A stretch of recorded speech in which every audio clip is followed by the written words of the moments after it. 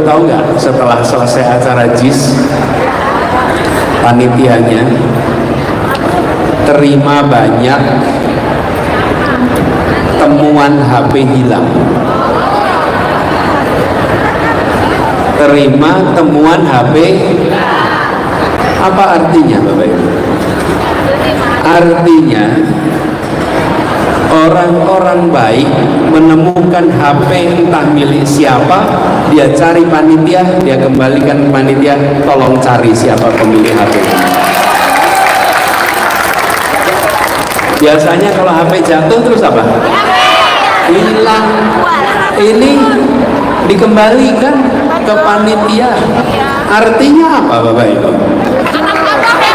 Yang berkumpul adalah orang-orang jujur. Betul tidak? Yang tidak melihat HP hilang itu sebagai miliknya, tapi ini milik orang lain, kembalikan. Dan tidak mau bawa barang-barang yang bukan miliknya pulang ke rumah. Peristiwa itu mengirimkan pesan bahwa Republik ini masih punya banyak stok orang-orang baik yang kita bisa andalkan. Siapa mereka? Relawan, pejuang baru. Dan inilah, Bapak-Ibu sekalian, yang membuat perjuangan kita harus kita syukuri, karena ibu, bapak, saudara sekalian bertemu dengan sesama pejuang yang memiliki keikhlasan yang luar biasa. Itulah warna utama perjuangan kita kemarin, dan kita harus mensyukuri, baik ibu bapak semuanya, bahwa perjalanan kemarin kita mendapatkan kesempatan karena ada partai-partai yang memilih untuk mengusung. Tanpa ada partai pengusung, tidak ada gerakan perubahan seperti kemarin. Betul tidak? Karena itu saya minta kepada semua, hormati dan hargai, karena itu adalah sebuah sikap yang membuat mereka mendapatkan ujian, terpaan sepanjang masa kampanye. Jangan itu dilupakan. Tanpa itu kita tidak bisa berkampanye, Bapak Ibu sekalian. Betul tidak? Yang berikutnya, kita menemukan ratusan relawan terbentuk secara sukarela dan organik di seluruh Indonesia. Pada mereka semua yang tumbuh secara organik, kita andalkan kerja-kerja menjangkau semua. Yang hadir di sini, adakah yang bayaran? Yang bekerja keliling, adakah yang karena imbalan? Semua karena niat ingin melakukan baru. Itulah yang kemarin kita saksikan dan kita syukuri.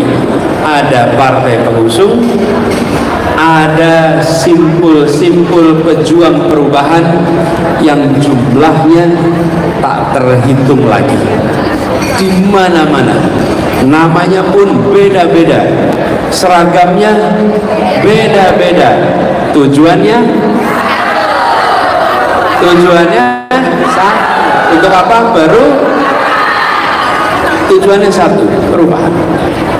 Dan ini harus kita syukuri bersama. Karena itu kepada semua para pejuang perubahan yang saya hormati, kita menjalani proses dengan cara yang terhormat, berjuang dengan sekeras-kerasnya, berjuang dengan semulia-mulianya, berjuang dengan sehormat-hormatnya, dan kita berjuang dengan sepenuh hati.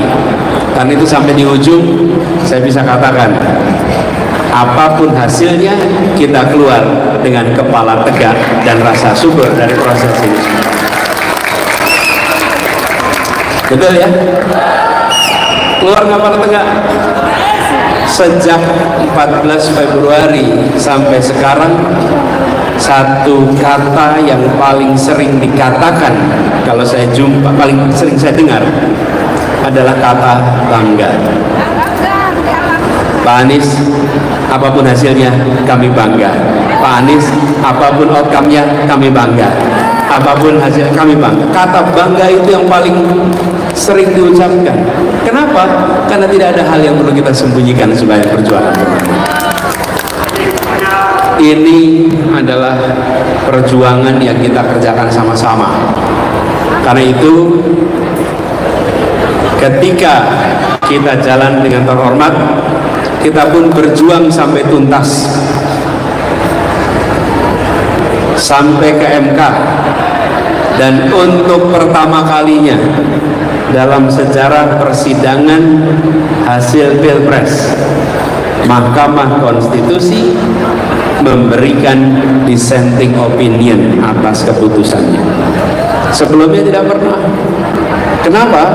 Karena tim hukum berhasil menunjukkan argumen, dalil, bukti yang membuat hakim-hakim itu merasa memang ada banyak hal yang harus dikoreksi dari pemilu kemarin. Ada banyak hal yang harus diperbaiki dari pemilu kemarin.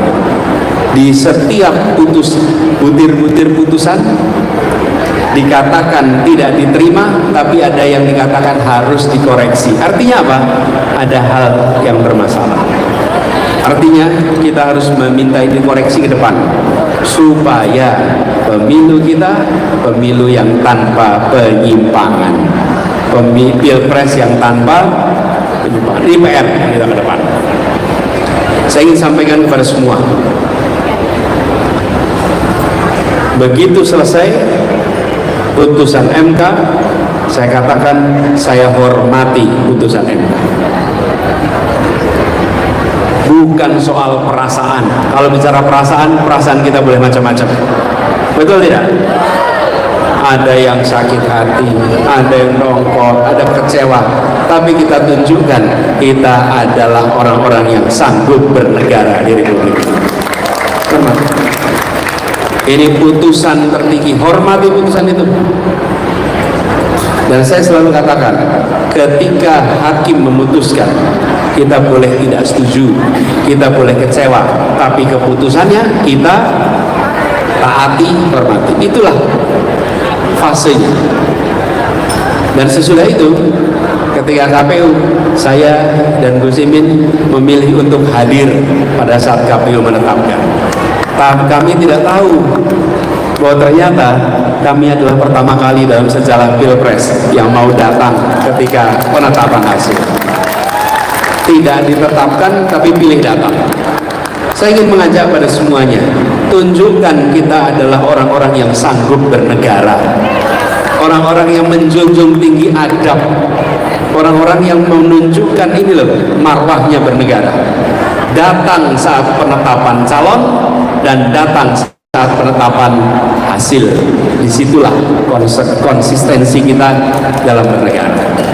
Jadi saya sampaikan kepada semua, Pilpres sudah selesai. Kita lihat itu sebagai bagian dari perjalanan perjuangan. Putusan MK tidak berpihak kepada kita. Itu kita hormati. Tetapi kita ingat, bisa saja kita dikalahkan. Tapi yang penting kita tidak melakukan hal yang kita bisa disalahkan. Betul tidak? Kita kerjakan.